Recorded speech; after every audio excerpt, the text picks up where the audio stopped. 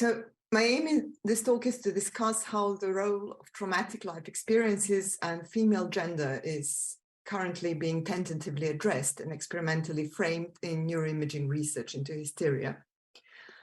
And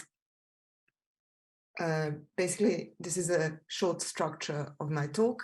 First, I will give a very, very, very brief history of hysteria, considering that it's a disorder known for millennia. Then I will give an equally brief overview of current neuroimaging research into hysteria, which has now existed for slightly over 2 decades. Then I will discuss basically what is my main aim, recent shifts regarding the roles of trauma and gender within this research, which have started to happen within the last 5-6 years. And I will talk about how these shifts, how these new questions are being negotiated in individual studies by using the concept of framing by the media theoretician Entman. And then I will summarize the implications of current framing.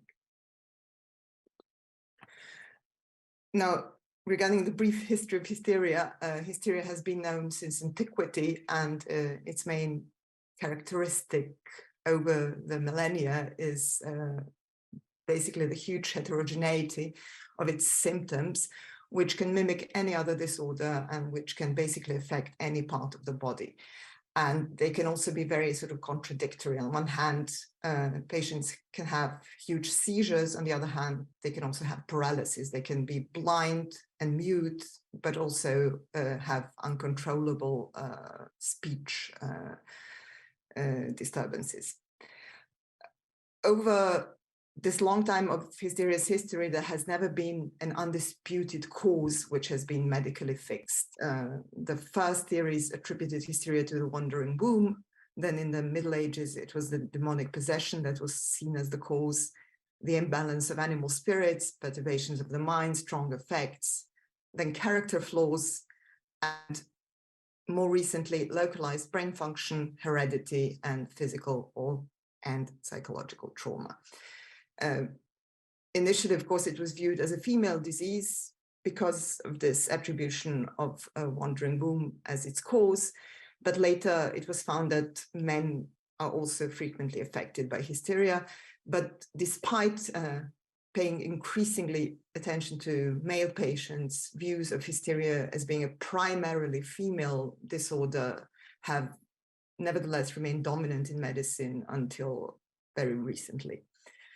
And throughout all these sort of different changes throughout its history, hysteria's patients have always been dismissed as mere simulators or attention seekers. So patients who are not really ill, but pretending to be ill. Trauma-related theories of hysteria's etiology have been dominant in the 19th century.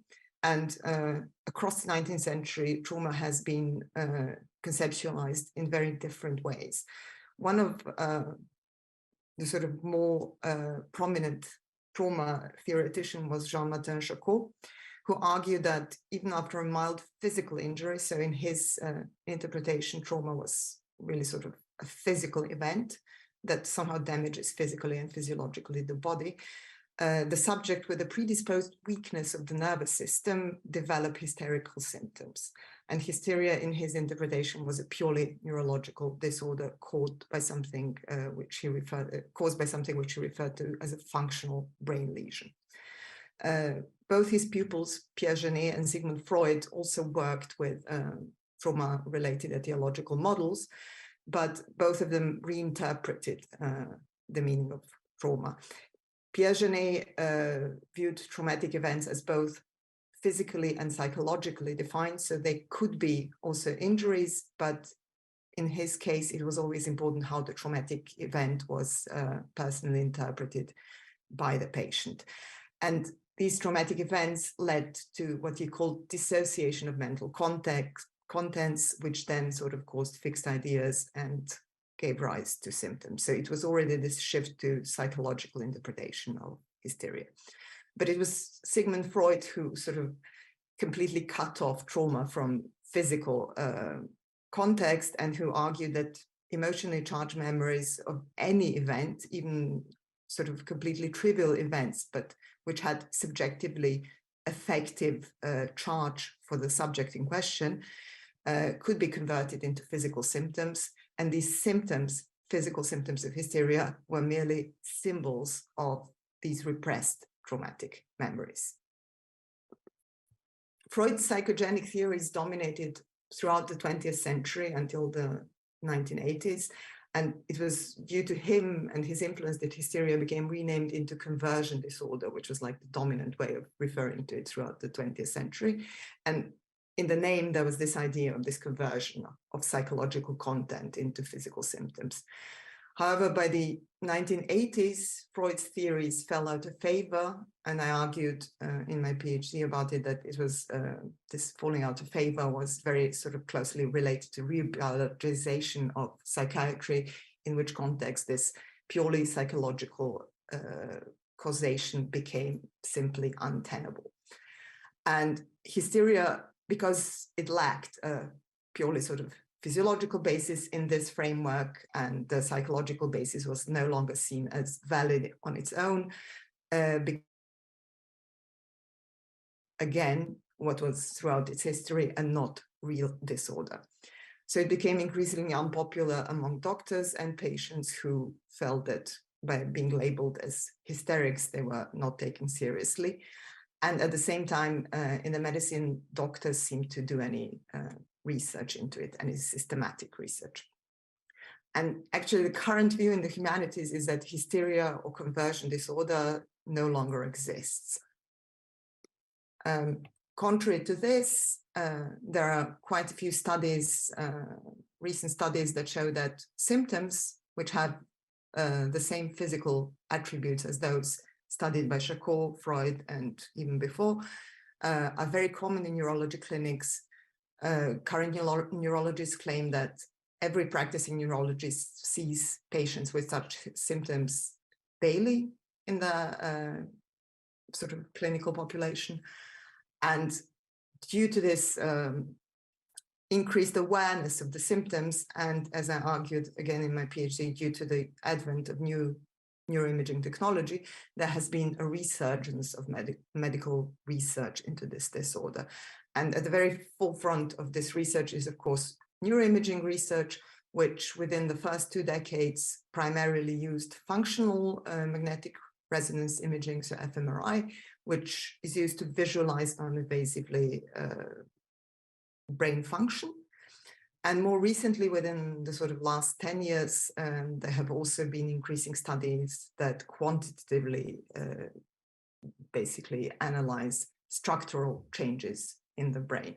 So in a sense, it's a revival of this functional brain lesion that I was talking about that Charcot introduced more than 100 years ago, but now sort of extended through this idea that there are also some anatomical changes which are not visible to the naked eye.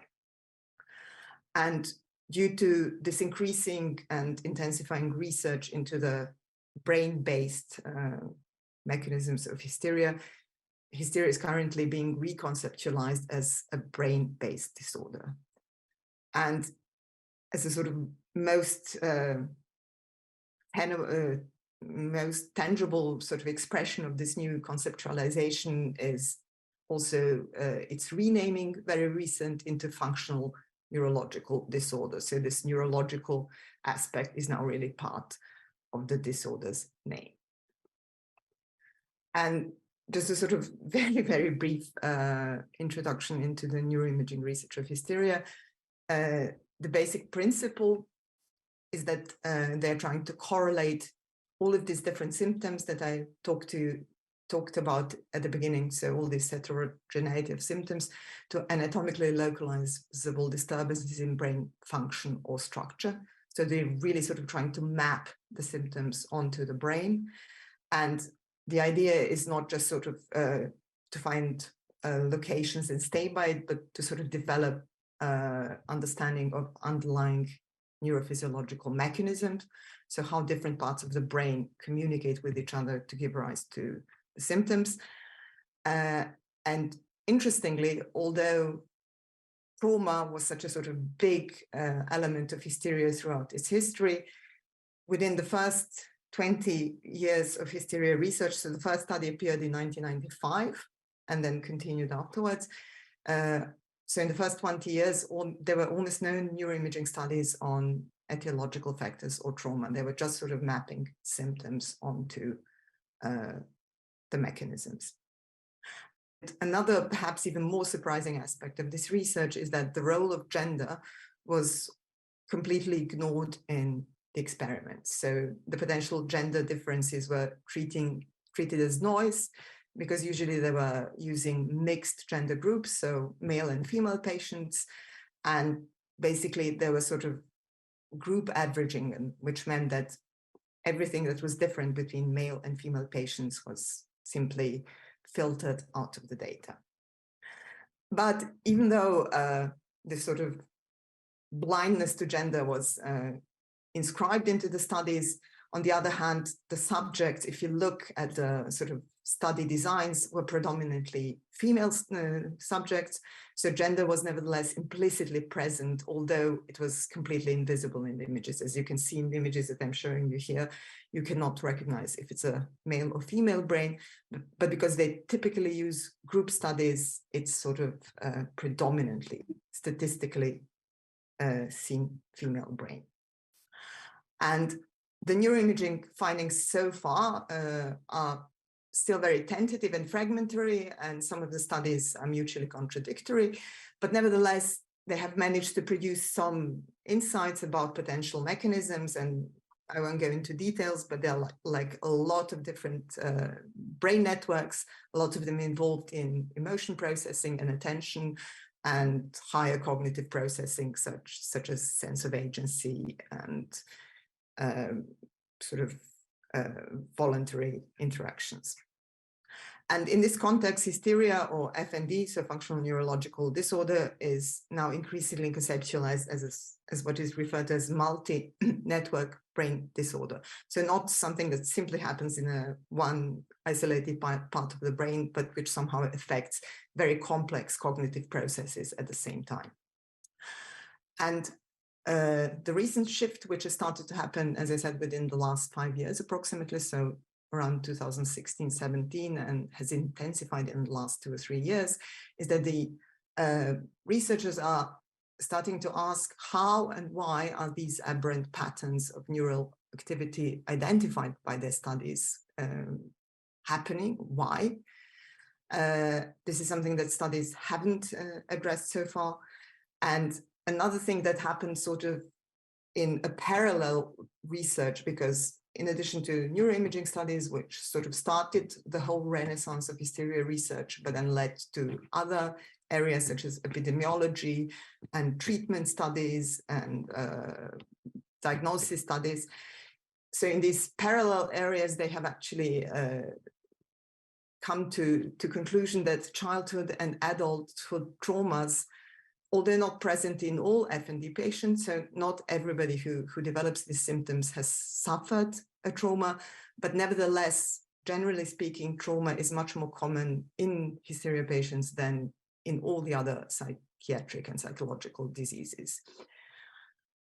So once again, the question that Charcot and Freud and Janet so prominently dealt with in their studies is becoming relevant again. So could adverse life events produce pathological changes in the patient's brain?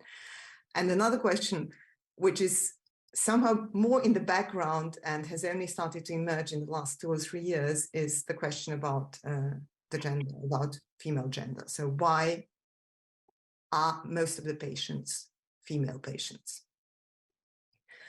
And using Robert Entman's concept of a perceived reality and make them more salient in such a way as to promote a particular problem, in this case, experimental investigation, I will now take a very quick look at 5 sort of recent neuroimaging studies that have tried to frame this role of trauma and, to a lesser extent, female gender as causal factors in hysteria. So the first study that I bring is Muhr et al. From 2016, where 35 patients, 28 of them female, were submitted to what is called resting state functional MRI. And they were also asked to fulfill what is called childhood trauma questionnaire. That's a standardized questionnaire where basically they're asked to identify retrospectively their different traumatic experiences, which most of them are extreme. So they go from physical abuse to sexual abuse. And with these standardized questionnaires, all these sort of very intense experiences are simply transferred into scores, so quantified and classified into different types and given a certain number. And resting state functional connectivity is basically a technique, a part of fMRI studies, which looks for how different networks in the brain communicate with each other. And with this combination of these sort of two different approaches, what the authors found out is that the patient had decreased functional connectivity between one area of brain, which is known to sort of play a part in what is called a sense of agency. Sense of agency is what we have when we make a movement that we want to make, and we have a feeling that we actually made this movement. And in a lot of hysteria patients who suffer from tremor and seizures, this sense of agency is disturbed because they have a feeling that they don't have any control over their movement, that their movements are just happening without them wanting to. So they found a physiological basis for this sort of subjective description of patient symptoms in these maps, and they managed to correlate these maps with trauma scores.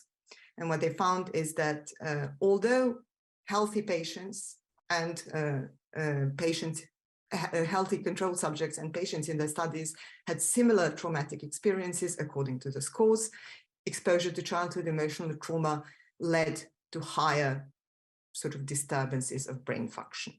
And the basic framing was, how does emotional childhood trauma alter the female brain? How does it inscribe itself? And this female is added by me because, as I said, they didn't explicitly address female patients, but if you look at the numbers, they had predominantly female patients. 80% of the study were female.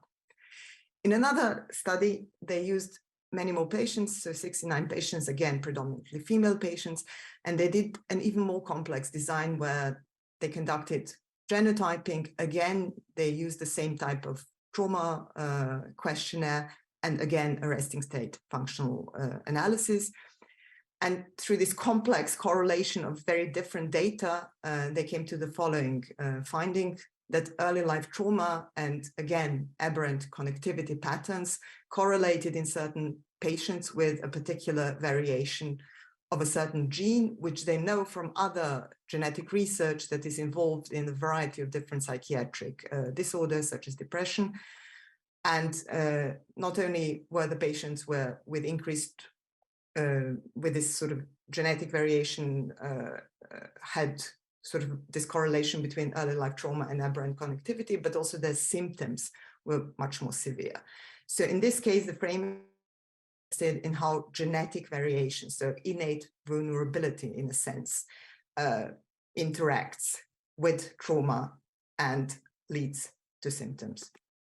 In the third study, they again used predominantly female patients, but didn't explicitly deal with gender. Again, they used resting state fMRI, and again, they used the same standardized trauma questionnaire. And they did a very complex analysis, sort of extremely sophisticated analysis about finding various patterns of disturbed communications across the entire brain. And then they mapped these disturbances in pattern of connectivity directly to trauma. So the idea was that the map that they obtained in such a way really sort of direct indicators of how trauma damaged the brains of these patients. And then they used a very special sort of brain atlas to link that to gene expression patterns and to find out which genetic and epigenetic factors also played a role. So it's all a bit complex, but basically the gist is that they try to combine extremely heterogeneous data in a way that tells them a lot about complex biological mechanisms. So the framing, again, is neuromolecular mechanisms underpinning sort of this complex interaction between genetic and environmental, how that gives rise to symptoms. And basically, the two final studies that I want to show you are the only ones that explicitly dealt with female gender. One was basically relating structural changes. Again, as I said, these structural changes are not visible to the naked eye, and they are pure expression of statistical analyses. And they were then correlated again to results of standardized questionnaires, which looked at these women's attachment styles and sort of ways of psychological coping. And in this case, again, they related some sort of differences in volume and sort of structure of brain to these social and emotional constructs. And in the final study, basically what they did is that they again used the same questionnaire of trauma that I talked about earlier. And they looked at a group of mixed patients and found out that trauma in general population doesn't correlate with brain changes, but when they sort of perform an analysis purely with female patients, they actually can find correlation between trauma and symptoms. And just to sort of summarize the whole thing, in my view, there are quite a few productive aspects of this new framing. On the one hand, it allows a new complexity of the studies that enables correlations between trauma and pathological neuroplastic changes in the brain, which until now have been completely sort of ignored. And in a sense, it's this multifactorial approach that is now interesting, because they're no longer looking at completely disembodied mechanisms, but they're looking how the brain and the body interacts with the environment and also with sort of biological elements like genetic elements. So this complexity in itself is, in a sense, a welcome new development in this hysteria research, and especially the fact that gender is no longer relegated to noise. However, there are a lot of problematic aspects, because although it was tried to show is that there's a huge reduction of everything which is particular and idiosyncratic about traumatic experiences. So there's nothing personal about trauma, which was like at the center of Genet's and Freud's approach, who insisted that trauma only makes sense if we look at the subjective symbolic meaning that it has for the individual. And the gender was also purely reduced to binary biological sex, so male, female, in the sense of hormonal male, female. So both concerning trauma and gender, there's an entire sort of illusion of broader sociocultural conditions that interact and shape all these other biological elements that they're interested in exploring. And such reductions, unfortunately, are seen as a very precondition for the measurement and for the neuroimaging. And this is something that I think has to change in the future. Otherwise, we'll get results that are not applicable to patients themselves. Thank you.